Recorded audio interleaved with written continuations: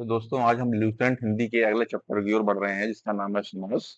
इसको इंग्लिश में कंपाउंड भी कहते हैं। तो शुरू करते हैं कि समास होता क्या है और कौन कौन से समास होते हैं, ये हम आगे जानेंगे। तो अभी हम देख रहे हैं कि समास जो है क्या है। समास शब्द जो है दो शब्दों सम, संक्षिप्त एवं आस, कथन शब्द के मेल से बना है, जिसका अर्थ है संक्षिप्त कथन या शब्द। ठीक है। तो जो समास है किससे बना हुआ है? सम धन आस। सम मतलब संक्षिप्त, आस मतलब कथन या शब्द। ठीक है। तो संक्षिप्त शब्द बोल लो इसको, है ना, इसका क्या बोलेंगे? संक्षिप्त कथन या संक्षिप्त शब्द बोल सकते हैं। ठीक है। आगे क्या है?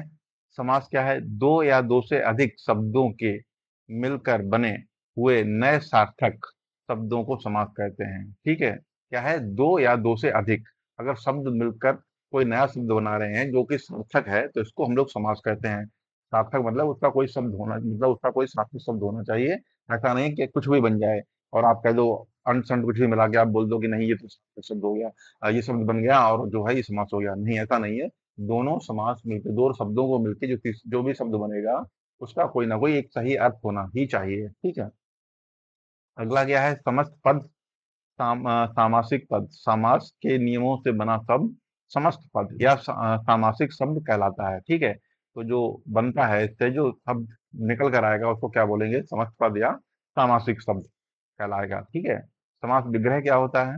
समस्त पद के सभी पदों को अलग अलग किए जाने की प्रक्रिया समास विग्रह या व्यास कहलाती है। ठीक है। मतलब कि एक शब्द बन गया, अब वो सामासिक पद बन गया एक या समस्त पद बन गया।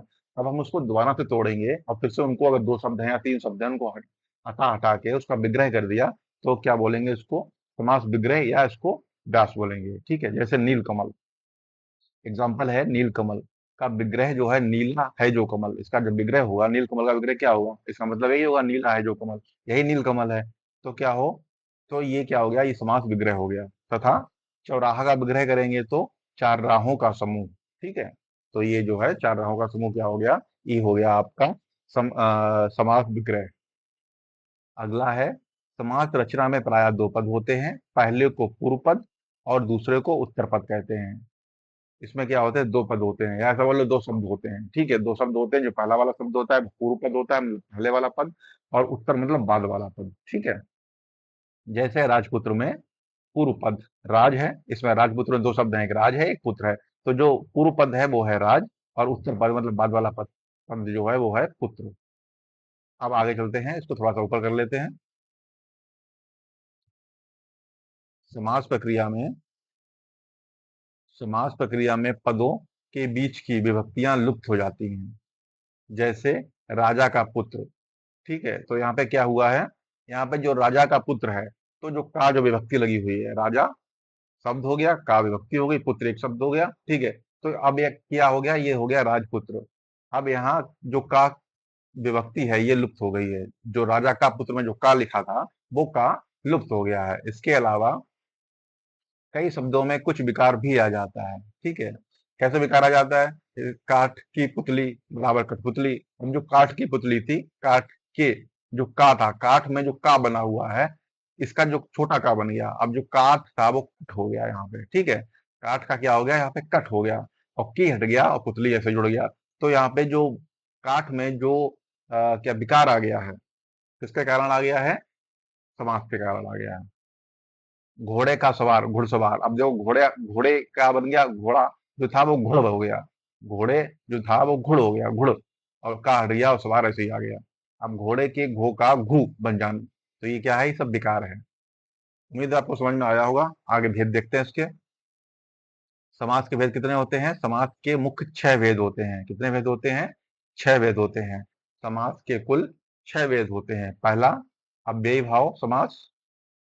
ठीक है। दूसरा तत्पुरुष समास। तीसरा कर्मधारय समास। चौथा द्विगु समास। पांचवा द्वंद्व समास। छठा बहुब्रीहि समास। और ये बहुत ही सरल है। आपको बहुत ही सरल तरीके से लूसेंट की किताब से हम इसको पढ़ा देंगे और आपको एक बार में ही सारा कुछ याद हो जाएगा। बस आप हमसे जुड़े रहिए, देखते रहिए आगे आगे कि कैसे ट्रिक से कैसे हम उसको बताते हैं, इसको आपको तुरंत तुरंत याद हो जाएगा। तो पहले तो आप छह याद कर लो। अव्ययी भाव, पुरुष, कर्मधारय, द्विगु-द्वंद्व बहुब्रीहि, ठीक है? द्विगु-द्वंद्व बहुब्रीहि। नीचे चलते हैं। अब सबसे पहले हमारा कौन-सा है? सबसे पहले हमारा है अव्ययी भाव, है ना? पदों की प्रधानता के आधार पर वर्गीकरण भी देख लेते हैं एक बार।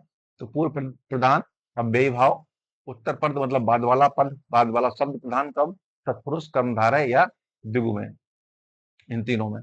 कर्मधारय, तत्पुरुष, दूसरा कर्मधारय और तीसरा द्विगु, क्रम से है दूसरा, तीसरा, चौथा, ठीक है? इसमें उत्तर पद प्रधान है।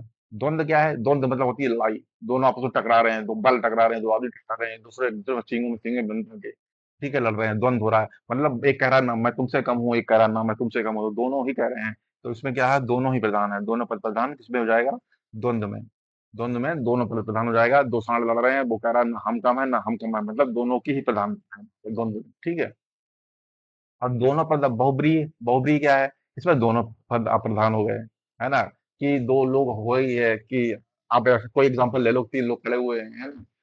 और जो है आप 2 एम्प्लॉयी आपस में लड़ाई हो जाती है, खड़ा हुआ है, तो बॉस कह रहा है ना तुम्हारी तरफ मैं बोलूँगा, ना तुम्हारी तरफ मैं बोलूँगा, तो वो क्या हो गया? बहुब्रीहि हो गया, ठीक है? इसमें क्या हो गया? जो दोनों एम्प्लॉयी हैं, जो दोनों वो पद हैं, तो ना वो प्रधान रहा, ना ये प्रधान रहा, क्योंकि उसे तो दोनों से ही काम लेना है, इससे भी लेना है, उससे भी लेना है, इसकी तरफ हो जाएगा, उसकी तरफ भी कुछ भी हो सकता है। मतलब फिर दूसरा अपने आप को सोचेगा कि मैं तो छोटा रह गया, मतलब मेरी इनका जो है संरक्षण हो रहा है, मेरा संरक्षण नहीं हो रहा है। तो इसीलिए जो है यहाँ पर क्या हो गया? दोनों पद का दोनों प्रधान बहुब्रीहि समास में, इसमें कोई तीसरा शब्द प्रधान होता है। अब यहाँ पे तीसरा शब्द बॉस प्रधान हो गए, बॉस प्रधान हो गए और दोनों वो जो है अप्रधान हो गए बॉस के सामने, ठीक है? अब जो बचा आपका अव्ययी भाव तत्पुरुष समास कर्मधारय है। तो अव्ययी भाव में पहला पद प्रधान होता है, पूर्व पद प्रधान होता है, ये आप ऐसे याद कर लो कि अव्ययी भाव, ठीक है? अव्ययी भाव, अव्ययी भाव में पूर्व पद प्रधान हो गया, उत्तर पद तत्पुरुष में, कर्मधारय में, द्विगु में हो गया। कैसे हो गया? आगे आपको और ट्रिक बताएंगे इसकी। अभी फिलहाल आगे चलते हैं, कुछ आगे बताने के लिए रखते हैं। अब अव्ययी भाव की बात करते हैं। तो अव्ययी भाव समास, जिस समास का पहला पद पूर्व पद अव्यय तथा प्रधान हो, अव्यय तथा प्रधान हो। अव्यय का मतलब पहले ही बताया था, अव्यय का मतलब ये होता है जो खर्च नहीं, मतलब वो हर कंडीशन में एक तरह है। ठीक है, आपको एग्जाम्पल भी दिया था पहले कि अब मैं घर जाऊं, अब मैं घर जाती है, अब वे घर जाएंगे। तो अव्यय क्या है? अब जो है वो अव्यय हो गया, ये कभी खर्च नहीं होगा, ये ऐसा ही रहेगा सभी जगह, उसे अव्ययी भाव समास कहते हैं। जैसे पहचान क्या है? पहला पद अनु, आ, प्रति, भर, यथा, यावत, हर आदि होता है। तो पूर्व पद अव्यय, उत्तर पद और समस्त पद और विग्रह, इतनी चीजें होती हैं। तो पूर्व पद अव्यय में आपको पूर्व पद बता दिए, आपको कौन कौन से बता दिए? अनु है, प्रति है, आ है, भर है, यथा आदि, ये सब होते हैं। तो ये अव्यय है, ये मतलब ये चेंज नहीं होगा, ये ऐसे ही रहेगा। प्रति है, आ है, यथा, अनु, भर, प्रति, आत। उत्तर पद आपका हो गया बाद वाला पद, दिन, जन्म, संभव, रूप, पेट, फूल, हाथ। अब समस्त पद कैसे बनाएंगे? प्रति आगे लगा दें, उत्तर बाद बाद में दिन लगा दें, तो क्या हो जाएगा आपका? प्रतिदिन। ये आपका समस्त पद हो गया समास का, ठीक है? प्रतिदिन, प्रतिदिन। विग्रह करेंगे तो प्रत्येक दिन, इसका अर्थ क्या आएगा? प्रत्येक दिन। हाँ, अव्यय लगा दिया, उत्तर पद जन्म लगा दिया, तो ये आजन्म हो गया। विग्रह करेंगे तो जन्म से लेकर। यथा पूर्व पद लगा दिया, संभव उत्तर पद, यथा संभव, जैसा संभव हो इसका विग्रह हो गया। अनु उत्तर पद रूप, आपका आ गया अनुरूप, आपका विग्रह जो है वो आ गया रूप के योग्य। भर लगा दिया पेट पे, तो क्या हो गया? भरपेट, पेट से भरा हुआ। तो यहाँ पे क्या है? बेभाव में इसमें पूर्व पद प्रधान होता है, ठीक है? अव्यय तथा प्रधान होता है, तो ये आपका जो पूर्व पद है ये अव्यय है और ये प्रधान है। अगर ये हट जाएगा तो फिर जो है ये कुछ और हो जाएगा, कूल। अब कूल में प्रति जोड़ दो, प्रतिकूल हो गया, मतलब इच्छा के विरुद्ध। हाथ हुए, हाथ जोड़ दो तो हाथ हो गया, हाथ ही हाथ में। उम्मीद है आपको समझ में आया होगा। आगे की ओर चलते हैं। अव्यय भाव में पहला पद प्रधान होता है और अव्यय होता है, ठीक है? अब बिना इसके अव्ययी भाव समास नहीं हो सकता है। आगे जब आप पढ़ेंगे तो आपको समझ में आएगा कि क्या अंतर होता है। अभी तो आपने पहला अव्ययी भाव देखा है, आगे और देखेंगे तो आपको ज़्यादा समझ में आएगा। आगे चलते हैं, बात करें तत्पुरुष समास की।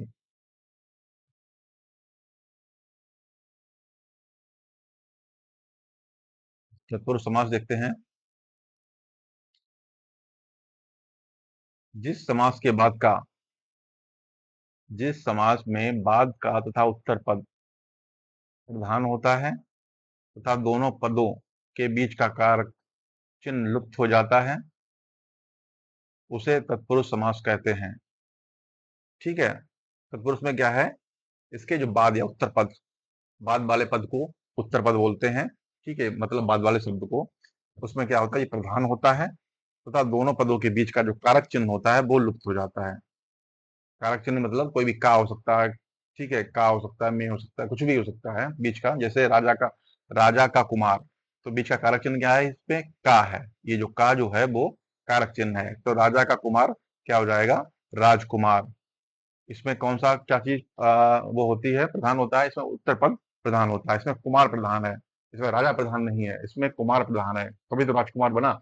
ये बात कर रहा है आगे आने वाली पीढ़ी की, राजकुमार की, है ना, आगे आने वाली पीढ़ी की बात कर रहा है। तो अगर राजा प्रधान हो जाएगा तो वो वहीं पे रुक जाएगा, तो इसीलिए इसमें कुमार प्रधान है। अगर हम राजकुमार की बात कर रहे हैं, अगर हमें नाम नहीं याद आ रहा, मान लो किसी राजकुमार का नाम लेना, अगर नाम नहीं याद आ रहा है तो हम उसको राजा नहीं क्या बोल सकते, क्योंकि राजा बोलेंगे तो वो उस पीढ़ी ऊपर ही रुक गया।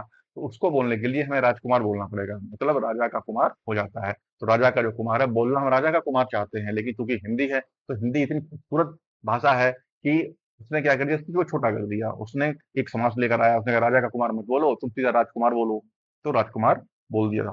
और लोगों को समझ में भी आ गया कि किसकी बात हो रही है, क्योंकि हमें बात राजकुमार की करनी है, तो हम राजा नहीं बोल सकते। इसीलिए यहाँ पे कुमार पद जो है वो प्रधान होता है, उसका पद प्रधान होता है। अब धर्म का ग्रंथ है, तो अगर हम धर्म को अगर प्रधान मान लेंगे, यहाँ पे धर्म को अगर प्रधान मान लिया तो धर्म वो क्या, लेकिन हम बात तो किसी ग्रंथ की कर रहे हैं, किसी किताब की कर रहे हैं, है ना। तो उस किताब को डिनोट करने के लिए कि लोग समझ सके कि हम उस किताब की बात कर रहे हैं, इसीलिए यहाँ पे ग्रंथ जो है वो उत्तर पद है, और उत्तर पद यहाँ पर प्रधान होता है। तो धर्म का ग्रंथ क्या हो गया, धर्म ग्रंथ हो गया। रचना को करने वाले की जब बात करेंगे, रचना को करने वाले, तो ये रचनाकार की बात करेंगे। तो अगर रचना को करने वाला हमें नहीं बोलना है तो हमें रचनाकार बोलना पड़ेगा, और उत्तर पद की प्रधानता होगी, तभी लोग समझ पाएंगे कि हम किसकी बात कर रहे हैं। तो यहाँ पर तत्पुरुष जो है समास होगा, यहाँ पर तत्पुरुष समास होगा। आपको अव्ययी भाव समझ में भी आया, तत्पुरुष समझ में आ गया। तत्पुरुष में क्या है, तत्पुरुष में जो होता है उत्तर पद प्रधान होता है, और उसके बीच में कारक चिन्ह जरूर होता है, और कारक चिन्ह जो है उसका लोप होता है, इसीलिए वो तत्पुरुष है। तत्पुरुष समास के भेद, तत्पुरुष समास के भेद विभक्तियों के नामों के अनुसार 6 भेद होते हैं। अब देखो तत्पुरुष समास के भेद भी हैं, क्यों भेद हैं वो भी आपको बता रहे हैं। एक, कर्म तत्पुरुष, इसको द्वितीय तत्पुरुष बोलते हैं। कर्म तत्पुरुष को द्वितीय तत्पुरुष बोलते हैं। इसमें कर्म कारक की विभक्ति को का लोप हो जाता है। इसमें कर्म में कर्म करना पड़ता है, ठीक है। तो यहाँ पे क्या है, कर्म तत्पुरुष है, यहाँ पे क्या है, को का लोप हो जाता है, मतलब यहाँ पे को शब्द आता है। हमें कोई कर्म हो रहा है और उस को का लोप होता है, जब को का लोप हो तो समझ लो वहां पे कर्म तत्पुरुष है, वहां पे तत्पुरुष समास है, और लेकिन उसके अंदर जो है वो कर्म तत्पुरुष है। जैसे गगन को चूमने वाला, कोई काम हो रहा है, क्या हो रहा है, गगन को चूमने वाला काम हो रहा है, गगन को चूमने वाला, अब तो गगन चुंबी बोलते हैं, गगन चुंबी। यश को प्राप्त, यश प्राप्त, देखो सभी में को शब्द आ रहा है। चिड़िया को मारने वाला, चिड़ी मार बोलते हैं, ठीक है। तो को शब्द का लोप होगा यहाँ पे। ग्राम को गया हुआ, ग्रामगत। रथ को चलाने वाला, रथ चालक। जेब को कतरने वाला, जेब कतरा।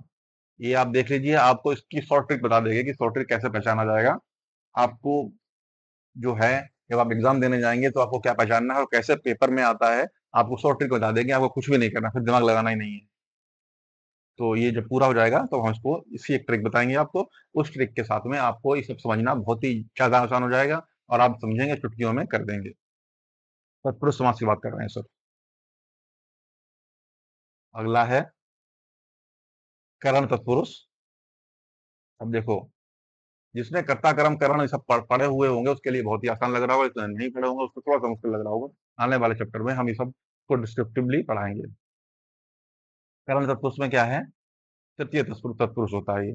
इसमें करण कारक की विभक्ति से, करण क्या होता है? से, के द्वारा का लोप हो जाता है, तो से और के द्वारा का लोप हो जाता है। करुणा से पूर्ण, से लगा हुआ है मतलब करण है यहाँ पे, ठीक है। से का मतलब करण है, या के द्वारा लगा हो तो समझ लो करण है। अब इस करण तत्पुरुष में से का लोप हो जाएगा, और करुणा से परिपूर्ण मतलब करुणापूर्ण। भय से आकुल मतलब भयाकुल, से का लोप होगा, और ये आपका करण तत्पुरुष है। रेखा से अंकित, रेखांकित, करण तत्पुरुष है, से का लोप होगा। शोक से ग्रस्त, शोकग्रस्त। मद से अंधा, मदांध। मन से चाहा, मन चाहा। पद से दलित, से हटेगा, करण तत्पुरुष है, पद दलित। सूर से, सूर द्वारा रचित, अब देखो द्वारा भी आ गया, सूर द्वारा रचित मतलब सूर्य रचित, ठीक है। तो ये दो समझ में आ गया आपको करण तत्पुरुष क्या होता है। यहाँ पे से का लोप होता है, के द्वारा का लोप होता है, वहां पे करण तत्पुरुष होता है। आपने कर्म पढ़ा, कर्म में को, ठीक है, करण से के द्वारा होता है। अब संप्रदान चतुर्थी तत्पुरुष बोलते हैं इसको। इसमें संप्रदान कारक की विभक्ति के लिए लुप्त हो जाती है, इसमें के लिए लुप्त होता है, संप्रदान के लिए होता है, और इसमें के लिए लुप्त होगा कैसे? प्रयोग के लिए शाला, तो क्या हो जाएगा? प्रयोगशाला। स्नान के लिए घर, स्नान घर। यज्ञ के लिए शाला, यज्ञशाला। गौ के लिए शाला, गौशाला। देश के लिए भक्ति, देशभक्ति। डाक के लिए गाड़ी, डाक गाड़ी। परीक्षा के लिए भवन, परीक्षा भवन। हाथ के लिए कड़ी, हथकड़ी। ये आपको समझ में आ गया संप्रदान तत्पुरुष, इसमें क्या हो रहा है? के लिए लुप्त हो रहा है। अगला है अपादान, ये पंचमी तत्पुरुष होता है, इसमें अपादान कारक की विभक्ति से अलग होने का भाव लुप्त हो जाता है, ठीक है। इसमें क्या होता है? अपादान मतलब अलग होना, अपादान का मतलब ये होता है अलग होना। संप्रदान के लिए अपादान से मतलब पेड़ से पत्ते गिरते हैं, तो क्या हो रहा है? पत्ते जो हैं पेड़ से अलग हो रहे हैं, तो वहां पर क्या होता है? पंचमी तत्पुरुष होता है अपादान। कारण की विभक्ति से अलग होने का भाव लुप्त हो जाती है, ठीक है, विभक्ति से लुप्त हो जाती है, इसमें से लुप्त होगा, ठीक है। जब अपादान आए तो से वर्ड आता है, और से शब्द जो है वो वहां से हट जाते हैं, बस और कुछ नहीं देखना है आपको। धन से हीन, धनहीन से हट गया और धनहीन हो गया। पथ से भ्रष्ट, पथभ्रष्ट से हट गया। पद से च्युत, पदच्युत। देश से निकाला, देश निकाला, है ना। इसमें क्या होगा? जो वो होगी, जो पद होगा वो दूसरा ही बड़ा पद है। धन से हीन बात करें तो, जो बात करें अगर पद की, तो पद उत्तर पद ही इसमें प्रधान होगा। ऋण से मुक्त, ऋणमुक्त। गुण से हीन, गुणहीन। पाप से मुक्त, पाप मुक्त। जल से हीन, जलहीन। तो यहाँ पे क्या देखा? उत्तर पद ही जो था वो प्रधान होता है, और जो विभक्तियां होती हैं, इन विभक्तियों में से ये विभक्तियां हटानी पड़ती हैं। अगला देखते हैं।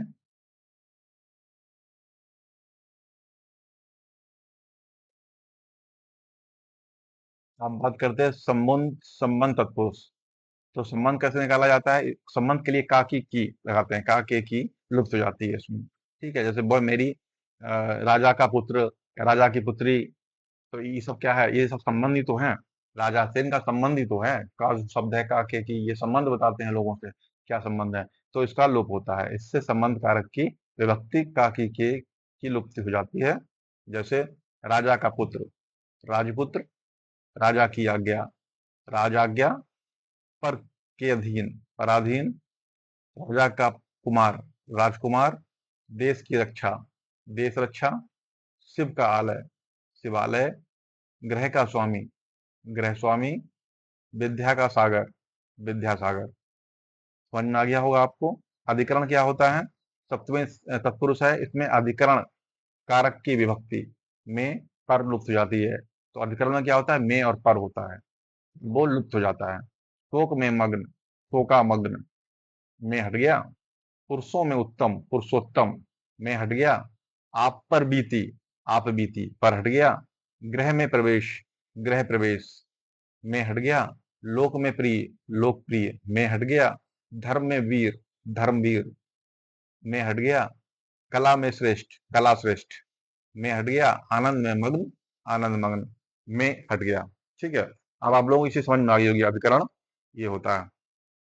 नोट क्या है? तत्पुरुष समास में उपयुक्त भेदों के अलावा कुछ अन्य भेद भी हैं, उनके प्रमुख, और जिसमें प्रमुख है नए समास। ठीक है, तो नए को देख लेते हैं। नए क्या है? जिस समास में पूर्व पद में निषेध सूचक नकारात्मक शब्द आ, अन, न, गैर, न आदि लगे हों, जैसे अधर्म तो न धर्म, अयोग्य तो न अयोग्य, इसका मतलब है। अनहोनी तो न होनी, अनाचार न आचार, अनावश्यक न आवश्यक, अनिष्ट न इष्ट, नपुंसक न पुंसक, गैर वाजिब ना वाजिब, नापसंद ना पसंद, नामर्द ना मर्द, नालायक ना लायक आदि। तो इनको नए समास बोलते हैं। इस समास में क्या होता है? पूर्व पद में जो निषेध सूचक होता है, मतलब जो ना आ रहा है ना, सभी में ना आ रहा है, ना बड़ा ना आ रहा है कहीं पे, तो निषेध सूचक नकारात्मक शब्द आ है, अन है, ना है, गैर है, ना, ये शब्द आ जाते हो, तो यहाँ पे क्या हो जाता है? नए समाज होते हैं। नए मतलब सीधी बात, नए मतलब है नए ना। कोई भी चीज अगर हो रही है जो कि नेगेटिव है, निषेध सूचक है, नकारात्मक है, तो वहां पर नए समाज हो जाएगा। पूर्व पद में पहला पद जो है वो नेगेटिव है। तो आपको ये वाली जो ट्रिक बताई थी वो आपको अभी बता देते हैं कि आपको क्या देखना है। आपको कुछ नहीं देखना है इसमें। आपको एक बार फिर से बता देते हैं कि पुरुष में आप ये सब देखो। को देख लो, को आया हुआ कि नहीं है, को है, से है, के द्वारा है, उसके अलावा के लिए है, आप ये सारी चीजें रट लें। के लिए है, उसके अलावा पे है, अपादान क्या पे है, और उसके बाद में आपका क्या आ जाता है?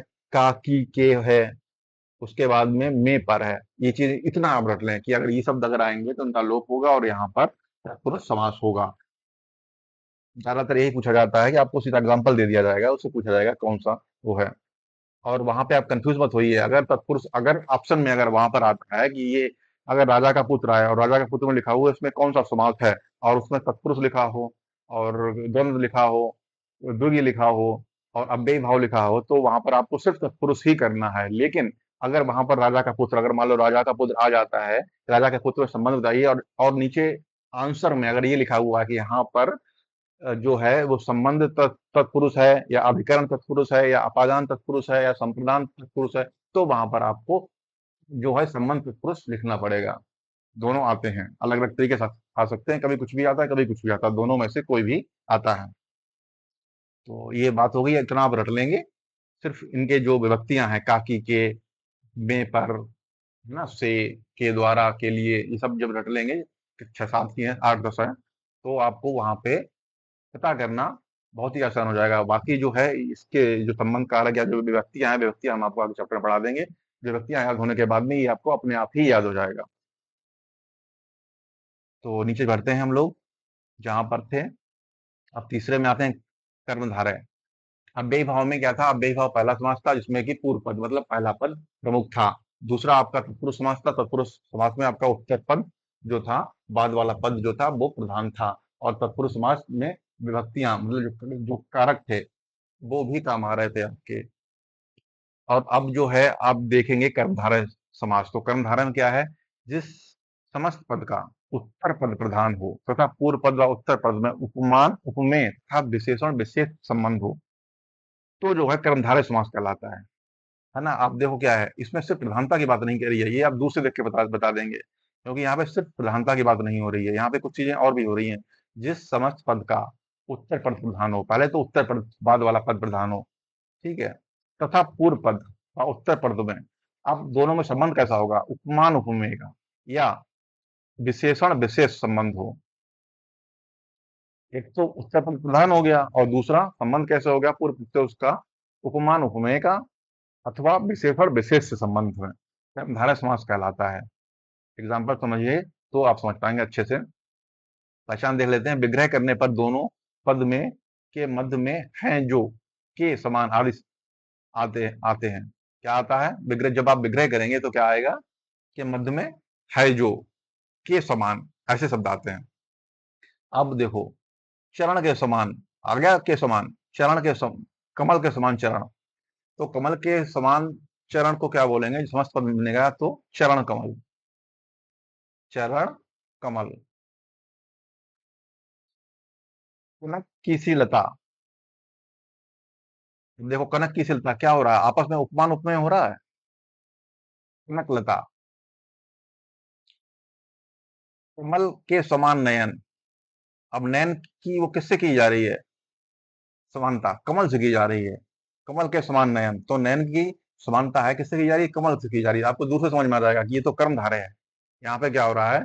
इसमें जो पूर्व पद है वो क्या कर रहा है? इसमें उपमान उपमेय का वो हो रहा है, या विशेषण विशेष का संबंध हो रहा है। तो ये कमल नयन हो गए। प्राणों के समान प्रिय, प्राण प्रिय। चंद्र के समान मुख, चंद्रमुख, है ना? सभी में के समान आ रहा है। मृग के समान नयन, मतलब मृग के समान नयन। नयनों की तुलना किससे कर दी गई? मृग से कर दी गई, तो मृग नयन। रूप, देह रूपी लता। अब इसकी लता की जो तुलना किससे कर दी गई? देह से कर दी गई, तो ये देह लता हो गई। क्रोध रूपी अग्नि, अग्नि की तुलना किससे कर दी गई? क्रोध से, क्रोधाग्नि। लाल है जो मणि, है जो, अब देखो है जो का इस्तेमाल हो गया, ठीक है, तुलना किससे कर दी गई?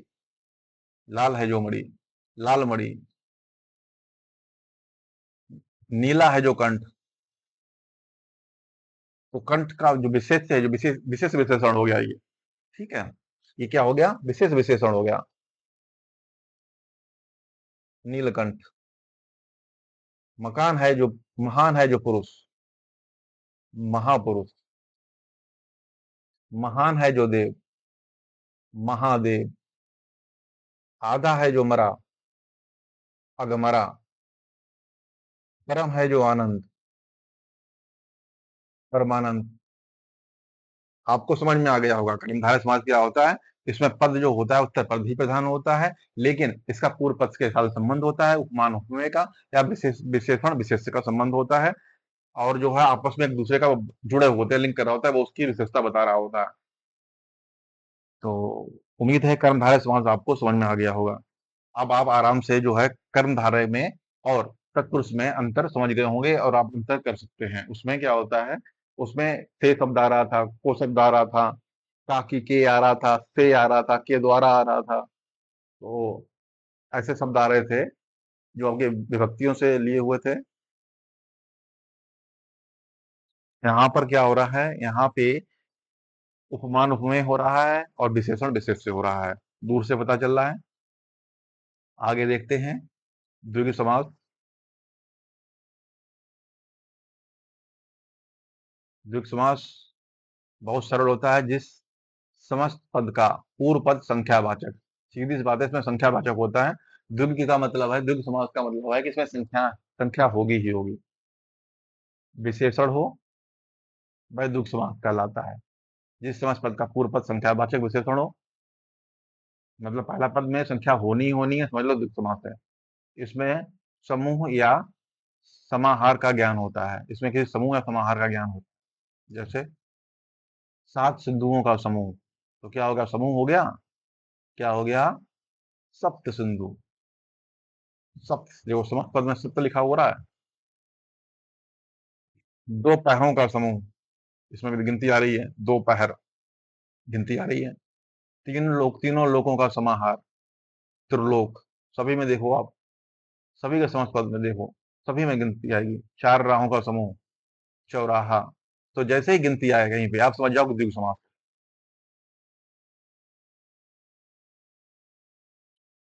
नवरात्रियों का समूह, नवरात्र। 7 ऋषियों का समूह, सप्तऋषि। 5 मणियों का समूह, पंचमणि। 7 दिनों का समूह, इसमें भी उत्तर पद ही प्रधान होता है, सप्ताह। 3 कोणों का समाहार, त्रिकोण। 3 रंगों का समूह, तिरंगा। तो द्विगु में भी जो है उत्तर पद प्रधान होता है। तो आपका तीनों में उत्तर पद प्रधान होता है। अब विवाह में सिर्फ जो होता है पूर्व पद प्रधान होता है। बाकी आपने तत्पुरुष पढ़ा, उसका उत्तर पद प्रधान होता है। और द्विगु पढ़ रहे हैं, इसका भी उत्तर पद प्रधान है। ठीक है, तो आगे आप देखते हैं और ऊपर चलते हैं। कर्मधारय में भी आपका उत्तर पद प्रधान था। अब आप द्वंद्व में आते हैं। द्वंद्व को पहले ही बता चुके हैं, द्वंद्व में क्या होता है। द्वंद्व आपको बता रखा है कि द्वंद्व में क्या होता है, दो हाथ टक्कर कर रहे होते हैं, वो कहता है ना मैं कम हूं ना मैं कम हूं। तो इसमें क्या हो रहा है, दोनों ही जो है प्रधान रहेंगे। जिस समास पद में दोनों पद प्रधान हो तथा विग्रह करने पर, तथा विग्रह करने पर और एवं या अथवा लगता हो, वह द्वंद्व समास कहलाता है।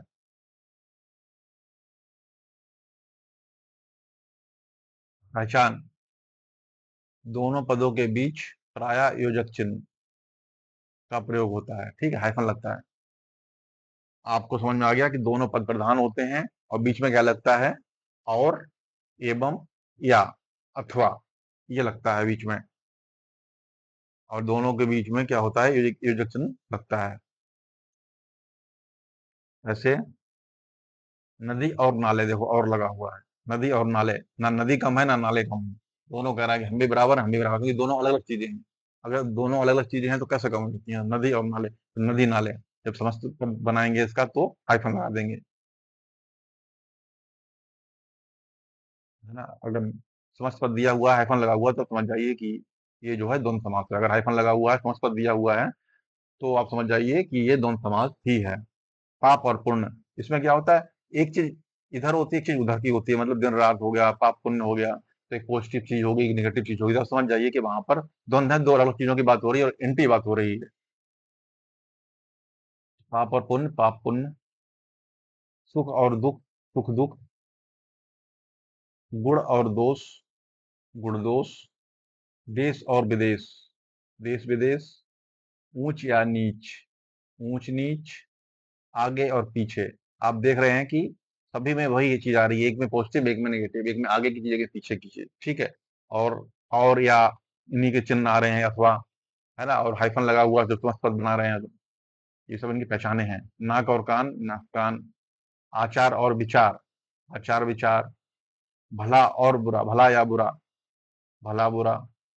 राजा और प्रजा, राजा प्रजा।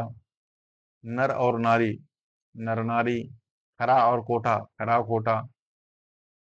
राधा और कृष्ण, राधा कृष्ण। गरम या ठंडा, गरम ठंडा। छल और कपट, छल कपट। अपना और पराया, अपना पराया। मोल और तोल, मोल तोल। उतार या चढ़ाव, उतार चढ़ाव। तन और मन और तन, धन, तन मन धन। तो ये सारी चीजें जो हैं वो आपको समझ में आ गई होंगी। अब आखिरी बचा हुआ है आपका बहुब्रीहि समास। द्वंद्व आपको समझ में आ गया होगा कि द्वंद्व क्या कर रहा है। द्वंद्व जो है, द्वंद्व लड़ रहा है। ना हम कम ना हम कम, दिन कह रहा है ना हम कम ना रात। ना रात में की कोई वो है, ना दिन का कोई जोड़ है, ना रात का कोई तोड़ है। हमें दोनों ही चाहिए। तो दिन भी जरूरी है, रात भी जरूरी है। तो दिन और रात दोनों ही प्रधान है। पाप भी प्रधान है, पुण्य भी प्रधान है। राजा भी प्रधान है, प्रजा भी प्रधान है।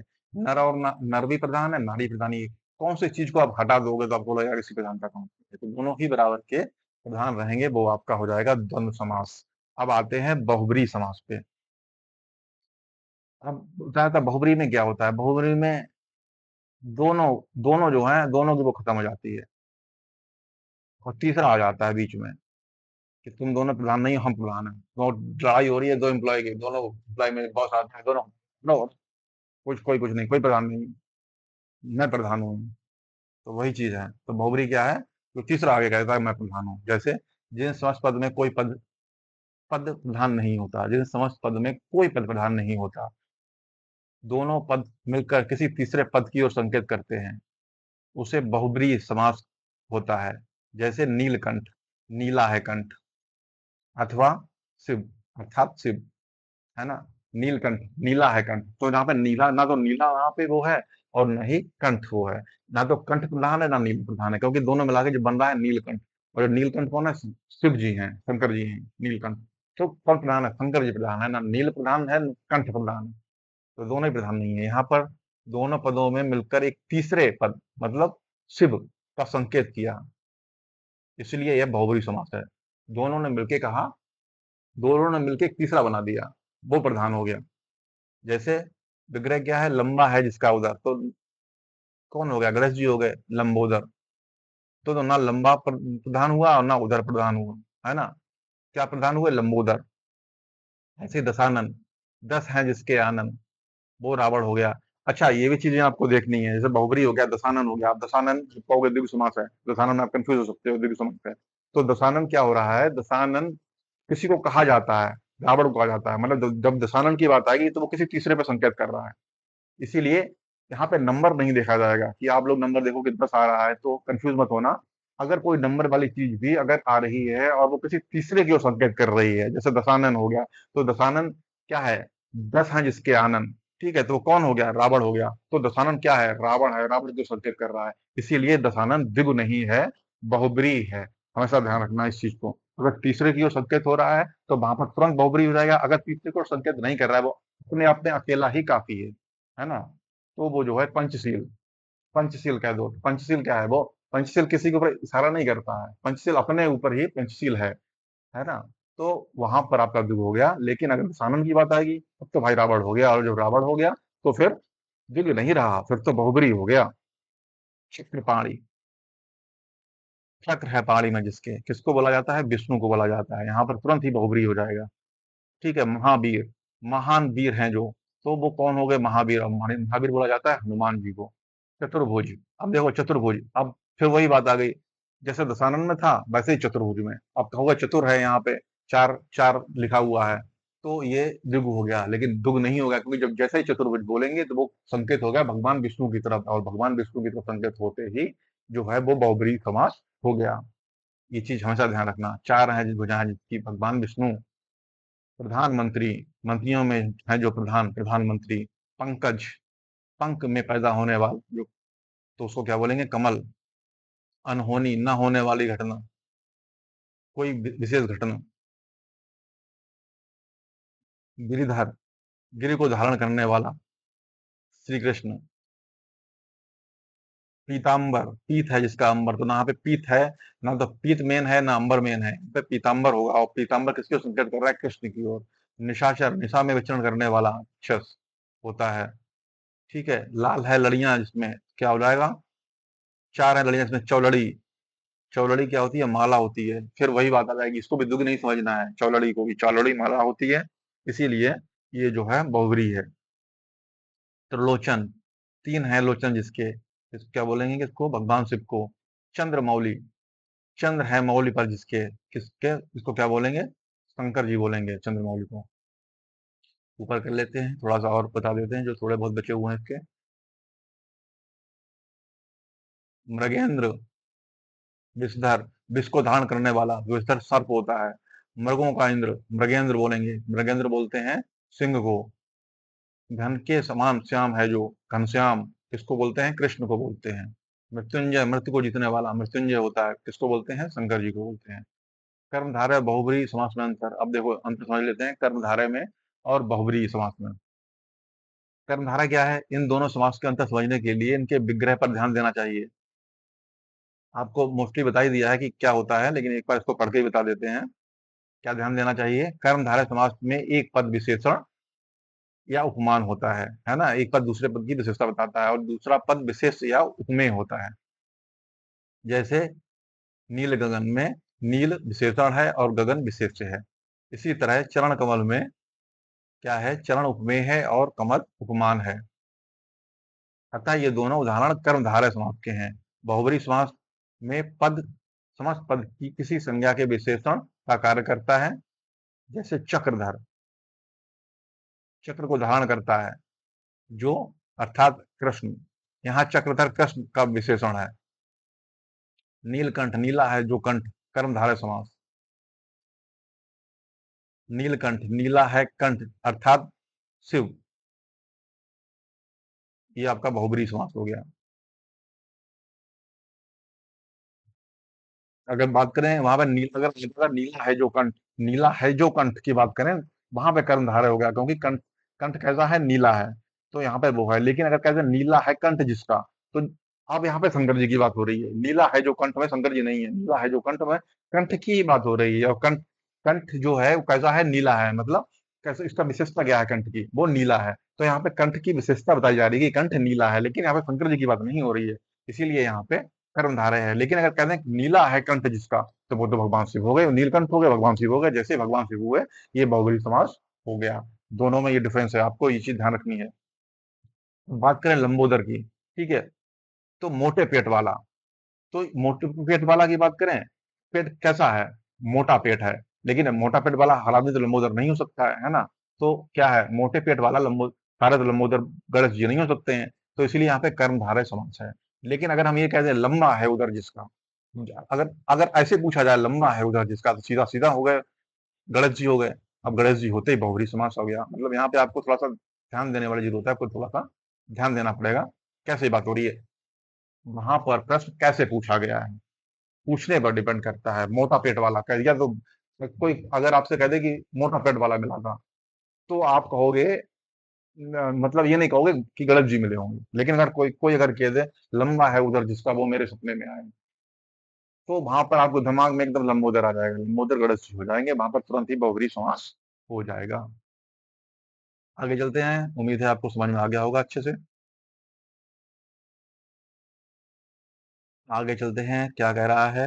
अब द्विगु और बहुब्रीहि समास में अंतर और बता देते हैं। द्विगु और बहुब्रीहि लगभग बता ही दिया है, ठीक है आपको, कि तीसरा जो है पद बन जाता है तो बहुब्रीहि हो जाता है, और तीसरा पद ना बने, उसका अर्थ वही निकले, तो फिर द्विगु समास होता है। नंबर आ जाते हैं दोनों में। तो द्विगु समास का पहला पद संख्यावाचक विशेषण होता है, बताया था आपको। द्विगु में पहला संख्यावाचक विशेषण होता है और दूसरा पद विशेष्य होता है। जबकि बहुब्रीहि समास में समस्त पद ही विशेषण का कार्य करता है। इसमें जो समस्त पद ही, जो पूरा पद है, जो वो ही विशेषण का काम करता है। जैसे चतुर्भुज की बात करें, तो चार भुजाओं का समूह, अगर चार भुजाओं के समूह की बात करें तो चतुर्भुज, तो ये द्विगु समास हो गया। अगर बात कोई करे कि चार भुजाओं का समूह, तो यहाँ पे द्विगु समास हो गया। यहाँ पे भगवान विष्णु की बात नहीं हो रही है। लेकिन अगर बात करें चार है भुजाएं जिसकी, तो सीधा सीधा क्या हो गए? ये भगवान विष्णु हो गया। तो वैसे भगवान विष्णु हुए, वैसे ही ये बहुब्रीहि समास हो गया। पंचवटी की बात करें, अगर हम पंचवटी की बात करें, तो पांच बटों का समाहार, ठीक है। अगर पांच बटों का समाहार लिख के आता है, तो पांच बटों का समाहार जो है वो द्विगु समास हो गया।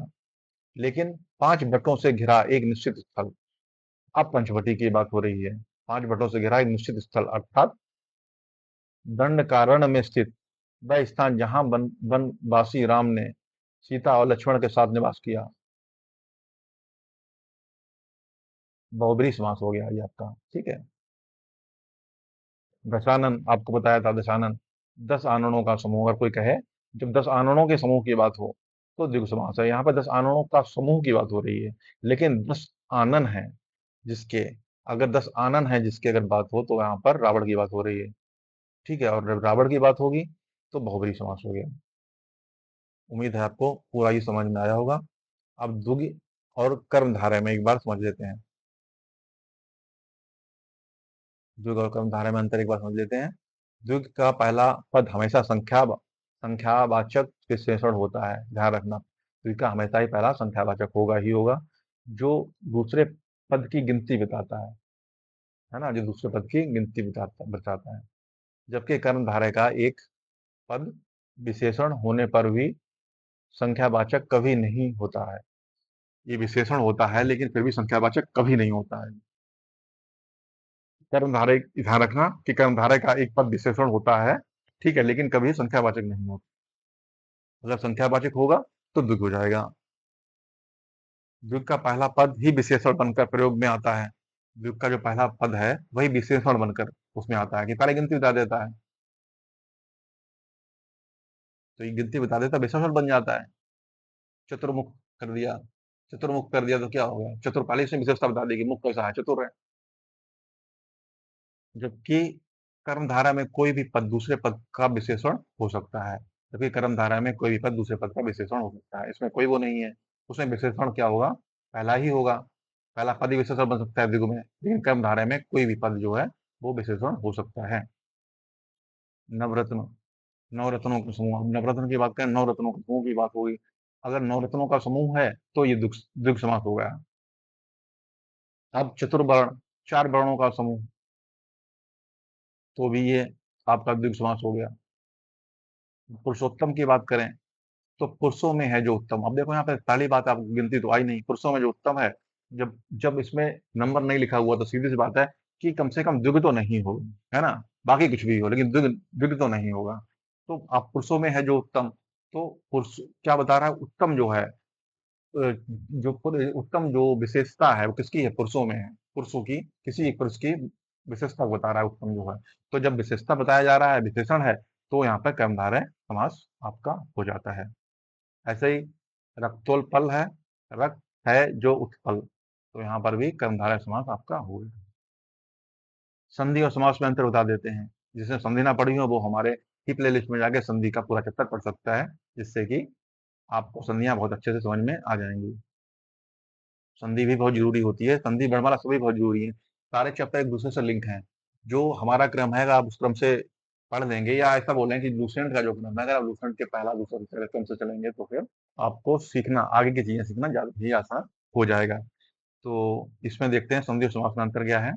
अर्थ की दृष्टि से यद्यपि दोनों शब्द समान हैं, अर्थात दोनों का मेल का अर्थ मेल ही है, तथापि दोनों में कुछ भिन्नताएं हैं जो निम्नलिखित हैं। क्या है भिन्नताएं? एक, संधि वर्णों का मेल है और समास शब्दों का मेल है। संधि जो है वर्णों का मेल है, वर्ण मतलब अक्षर, ये अक्षरों का मेल है, जबकि समास जो है वो शब्दों का मेल है, इसमें पूरे पूरे शब्द होते हैं। उत्तर पद होता है, पूर्व पद होता है, पूर्व पद पहले आता है, उत्तर पद बोलना, ठीक है, ये पूर्व पद उत्तर पद जोड़े जाते हैं। जबकि संधि जो है उसमें उसमें वर्ण जुड़ते हैं, अक्षर जुड़ते हैं, अक्षर से अक्षर जो है वो जुड़ते हैं। अब संधि में वर्णों के योग से वर्ण परिवर्तन भी होता है। संधि में क्या है, वर्णों के योग से वर्ण परिवर्तन हो जाता है, कभी कुछ बन जाता है, कभी ता का रा हो जाता है, कभी कोई रा ऊपर चढ़ जाता है, कभी कुछ हो जाता है, ठीक है। समास में ऐसा नहीं होता है, समास में ऐसा नहीं होता है। समास में बहुत से पदों के बीच के कारक चिन्हों का समास में बहुत से पदों के बीच के कारक चिन्हों का अथवा समुच्चय बोधक का लोप हो जाता है। जैसे आपने देखा था, विद्याधनालय बराबर विद्यालय,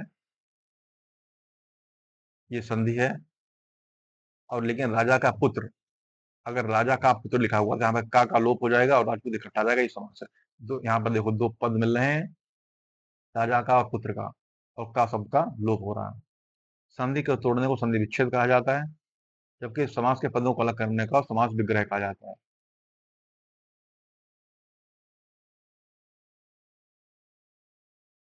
ये आपको समझ में आ गया होगा।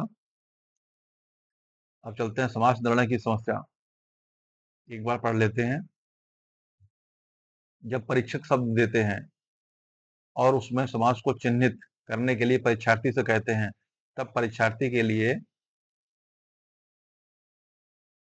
समास निर्णय की समस्या उठ खड़ी होती है। कारण यह कि समास विशेष का निर्णय विग्रह से होता है। परिणामतः परीक्षार्थी शब्द का कोई विग्रह करने के लिए स्वतंत्र होता है, जिसे आगे दिए गए उदाहरण समझा जा सकता है। ठीक है, विद्याधन, विद्या का 6 तरह से विग्रह किया जा सकता है। कैसे कैसे किया जा सकता है? विद्या से के द्वारा अर्जित धन तृतीय पुरुष, विद्या के लिए धन, ठीक है, ये चतुर्थी पुरुष हो गया। विद्या का धन षष्ठी तत्पुरुष हो गया। विद्या रूपी धन कर्मधारय हो गया। विद्या और धन बोला तो द्वंद्व हो गया। विद्या है धन जिसका, वह सरस्वती हो गया, तो यहाँ पर बहुब्रीहि हो गया। ठीक है, समझ में आ गया होगा किस तरीके से कर सकते हैं। अब सत्यव्रत, सत्यव्रत का 4 तरह से विग्रह किया जा सकता है। कौन-कौन से तरीके से किया जा सकता है? सत्य का व्रत, तत्पुरुष, सत्य ही व्रत, तो ये कर्मधारय हो गया। ठीक है, इसमें क्या बताया जा रहा है, इसमें विशेषता बताई जा रही है व्रत की। सत्य और व्रत, अब यहाँ पे द्वंद्व हो गया, सत्य के और व्रत, है ना, और लग गया। सत्य जिसका व्रत, तो सत्य जिसका व्रत बात हो गई तो क्या हो गया, वो हरिश्चंद्र की बात होने लगी। जब हरिश्चंद्र की बात हो रही है, तीसरे की बात हो रही है, तो यहाँ पर किसकी बात हो, तो इसको क्या बोला जाएगा, तो ये आ जाएगा आपका बहुब्रीहि में। ठीक है, उम्मीद है आपको समझ में आ गया होगा। सारा समास इतना अच्छा से बता दिया है कि अब आप भूलेंगे नहीं। इतना अच्छे से और इतना डिस्क्रिप्टिव बता दिया है, अगर पूरा जिसने वीडियो देखा होगा, तो उसको सारा कुछ समझ में आ गया होगा। अब ये देख लेते हैं, यदि परीक्षक प्रश्न में स्वतंत्र शब्द की जगह वाक्य में प्रयुक्त शब्द यानी पद में समास बताने को कहे, तो ये समस्या नहीं उठेगी, क्योंकि वाक्य में प्रयुक्त होने पर शब्द सीमित होकर पद बन जाएगा और पद का एक ही विग्रह होगा, यानी दुविधा की स्थिति नहीं रहेगी। जैसे बसंत पंचमी के दिन विद्याधन की पूजा होती है। अब क्या है, विद्या है धन जिसका, विद्याधन की पूजा होती है, तो अर्थात सरस्वती, तो विद्याधन की पूजा होती है मतलब सरस्वती की पूजा होती है। यहाँ पर बहुब्रीहि समास हो गया, विद्याधन में किसका समास हो गया, बहुब्रीहि समास हो गया। तो ये आपके लिए आसान हो गया। अब विद्याधर शर्मा जी की समृद्धि का राज विद्याधन ही है। विद्या से अर्जित धन, अब विद्या से अर्जित धन हो गया, तो यहाँ पर तत्पुरुष हो गया। अब क्या है, विद्याधन रूपी धन कर्मधारय समास की 4 रखने वाले को विद्याधन, मतलब यहाँ पे क्या हो गया, विद्या है धन जिसका, अर्थात सरस्वती, फिर से बहुब्रीहि हो गया, समास हो गया कि पूजा करनी चाहिए, है ना, कि पूजा करनी चाहिए था ना, इसीलिए फिर से जो है बहुब्रीहि समास हो गया। मैंने एक पीताम्बर खरीदा, अब मैंने एक पीताम्बर खरीदा, तो पीताम्बर क्या होगा, पीला वस्त्र हो गया। तो जब पीला पीताम्बर मतलब पीला वस्त्र हो गया, तो पीला वस्त्र, तो यहाँ पे क्या हो गया, कर्मधारय हो गया, कर्मधारय समास हो गया, क्योंकि वस्त्र कैसा है, पीला है, उसकी विशेषता है, वस्त्र की विशेषता है कि वो पीला है, इसीलिए यहाँ पर कर्मधारय हो गया। मैंने पीताम्बर की पूजा की, अब जब पीताम्बर की पूजा करोगे, तो पीताम्बर का मतलब यहाँ पे पीला वस्त्र तो नहीं होगा, पीले वस्त्र की पूजा नहीं करेंगे। यहाँ पे पीठ है अम्बर जिसका, अर्थात विष्णु की पूजा की आपने, तो जब पीठ है अम्बर जिसना भगवान विष्णु हो गए, तो क्या हो गया, वहां पर तुरंत ही बहुब्रीहि समास हो गया। तो जब सेंटेंस पूरे पूरे दिए जाएंगे, वाक्य पूरे पूरे दिए जाएंगे, तो आपको आराम से आप निकाल पाएंगे। समझना जरूरी है कि किस चीज की बात हो रही है, क्योंकि आपको भटकाने के लिए वहां पे शब्द रखा जाएगा, लेकिन अगर आप सही से उसको बिना भटके उसको सही से अर्थ जान लेते हैं, तो आप भटकेंगे नहीं और उसका आराम से जो है सही समास का चयन कर पाएंगे और आंसर कर पाएंगे। अब आगे समास विग्रह का जो वो है वो हम लोग देखते हैं कैसे होगा।